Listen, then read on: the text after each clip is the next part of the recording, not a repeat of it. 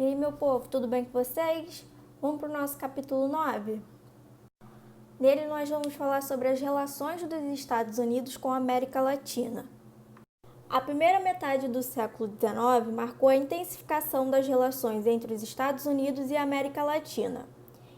Independentes, em 1776, os Estados Unidos proclamaram, em 1823, a doutrina Monroe, por meio da qual se colocaram como protetores das nações latino-americanas recém-emancipadas.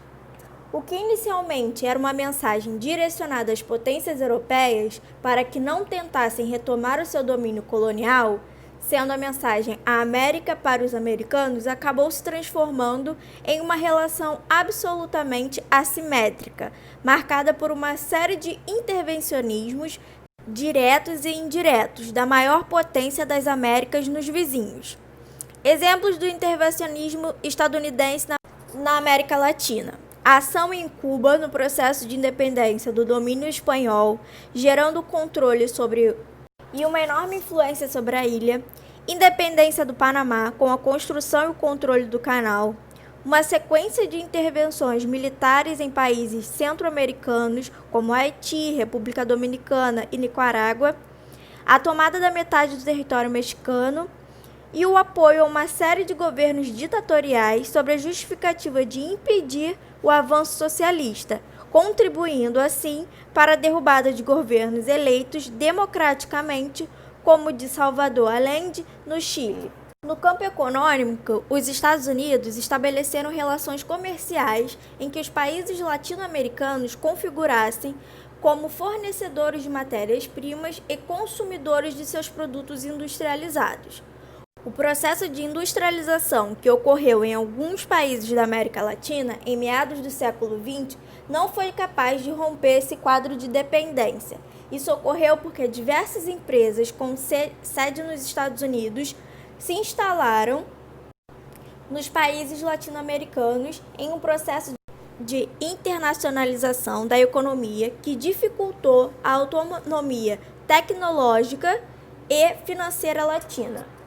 Projeto da ALCA. Em 1990, o presidente dos Estados Unidos, George Bush, anunciou uma iniciativa para as Américas que seria o pilar para um projeto de integração no continente. Surgiu o NAFTA, que posteriormente buscaria uma ampla área de livre comércio, do Canadá à Terra do Fogo, a Área de Livre Comércio das Américas, ALCA. Não por acaso, os Estados Unidos foram os maiores defensores da criação da ALCA, que não incluiria apenas um país do continente, Cuba, deixando claro o viés ideológico do bloco. O maior dinamismo econômico dos Estados Unidos deveria gerar ampliação do seu controle econômico sobre a América Latina.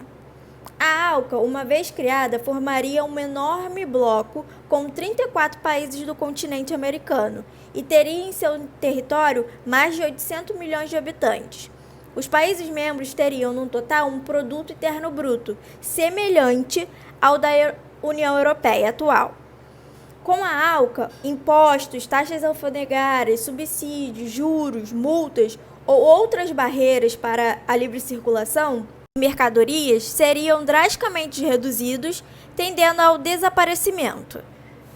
A ALCA não foi implantada devido à resistência de países como o Brasil, que temiam um processo de desindustrialização associado à maior força econômica estadunidense, além já que fazer parte de um processo de integração, o Mercosul. Outro fator que contribuiu decisivamente no processo de resistência à criação da ALCA foi o fato de vários países da região possuírem governos considerados de esquerda, ou seja, não aliados à política estadunidense. A esquerda latino-americana. Nos últimos anos do século XX e a primeira década do século XVI, ocorreram na América Latina a eleição de uma série de governos de tendências populares, o que se costuma definir politicamente como de esquerda, com políticas externas distanciadas dos Estados Unidos. Entre as causas dessas eleições tem-se as amplas desigualdades que caracterizam os países, além do insucesso no campo social e das políticas implementadas a partir dos anos de 1980. Nosso capítulo 10 vai falar sobre a América Central.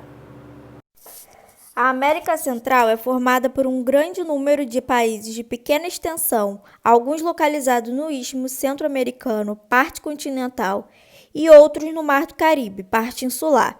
Essa parte da América Latina possui uma marca com a grande dependência econômica e a instabilidade econômica, características que se acentuam ainda mais se comparadas aos países da América do Sul e ao México.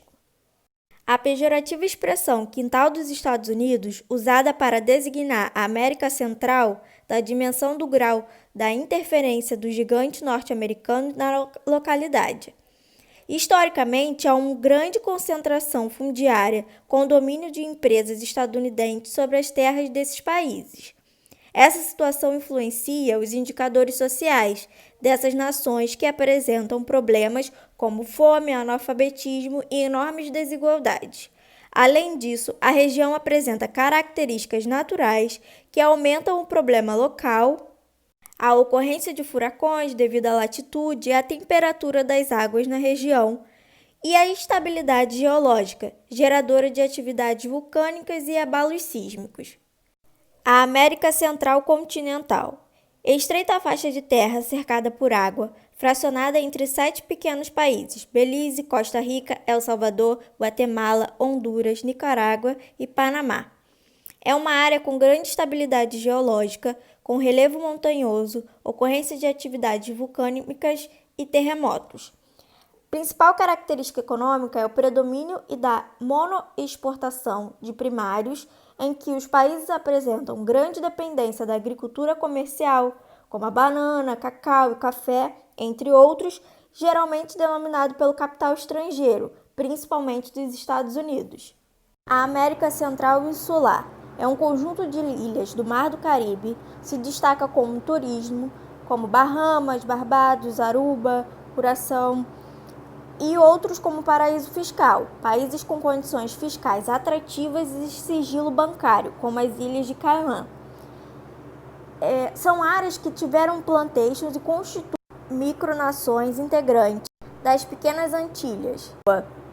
Até 1959, Cuba era um típico país centro-americano, com dependência em relação aos Estados Unidos ainda mais extrema, devido em parte à proximidade com aquele país. A ilha era uma área de veraneio de americanos e havia uma grande influência da máfia nos cassinos locais. No dia 1º de janeiro de 1959, o movimento revolucionário comandado por Fidel Castro e pelo argentino Ernesto Che Guevara derrubou a ditadura de Fulgêncio Batista e a ilha começou a traçar o caminho que transformaria em um caso especial na América Latina. Em 1961, o país tornou-se oficialmente socialista, estreitando os laços com a União Soviética, para a qual passou a vender grande parte do seu principal produto de exportação, o açúcar, e de quem passou a receber o petróleo a preços inferiores ao mercado internacional. No entanto, na segunda metade da década de 1980, a crise do socialismo real e, posteriormente, o fim da União Soviética abalaram profundamente a realidade do país. Sem o principal financiador, com a manutenção do bloqueio econômico pelos Estados Unidos, profundamente a realidade do país começou a enfrentar uma gravíssima crise. Fidel abriu a ilha ao turismo em uma tentativa de obtenção de recursos financeiros, o que criou um choque entre as duas realidades. Grande parte da população que vive dentro de uma realidade socialista, ou seja, recebe o básico do governo, não tem acesso aos atrativos que passaram a circulação na ilha com a chegada de turismo. E as pessoas que direta ou indiretamente lidam com o turismo e têm acesso a euros e dólares, acabam conseguindo comprar bens não acessíveis à grande parte da população, pois são vendidos em pesos convertíveis. E é isso, meu povo. Dúvidas, escrevam nos comentários e até a próxima.